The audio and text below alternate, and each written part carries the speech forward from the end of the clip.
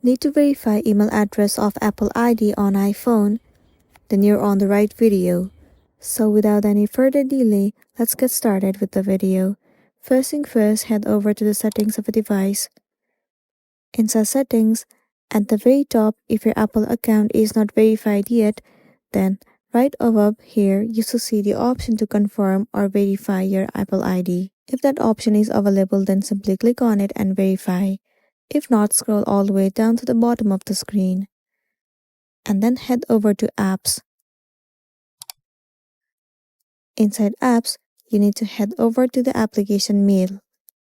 Once found, click on it. Now tap on Mail Accounts. Click on iCloud at the very top.